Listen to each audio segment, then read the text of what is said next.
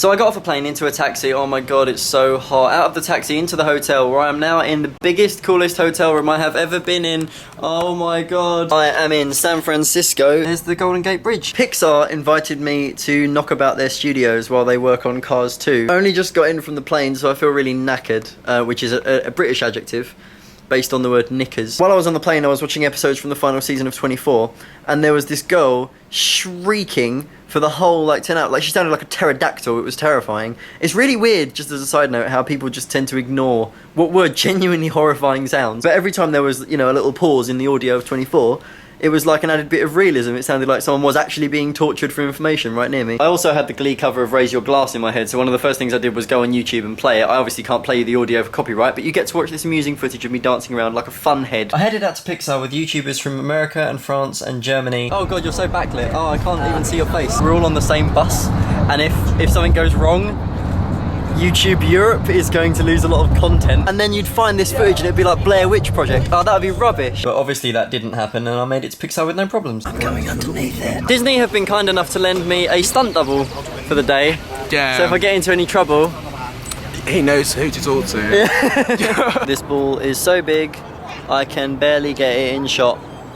Not a problem I usually have. Wait. They just gave me a pass thing. Oh god, it's April Fool's Day.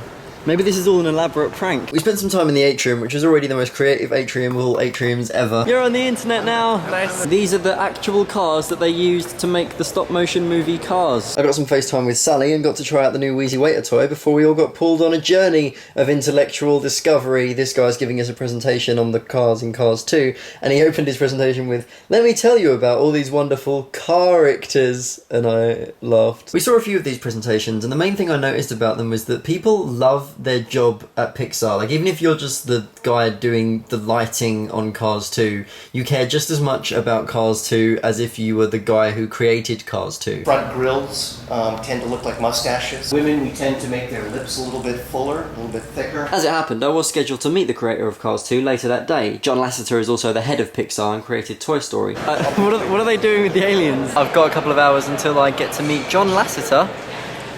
So I'm just sitting here watching the original Cars. It's so clear that everyone here is working here because it's their passion and not just because it's their job, which is so nice. Like, there's so much love going into everything that everyone's doing. And I think that's so important. Like, I know there are people on YouTube that probably just do it for AdSense or whatever. I don't know any personally, I'm just guessing. Just according to odds, there's probably at least one YouTuber that just does videos for money. I don't know.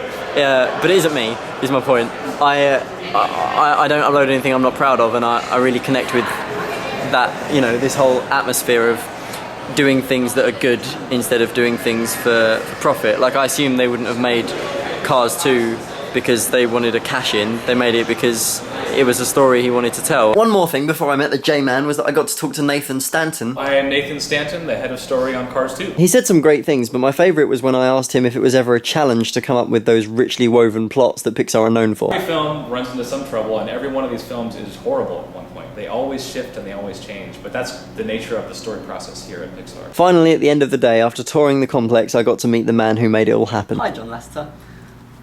Hello, welcome to Pixar. Thank you.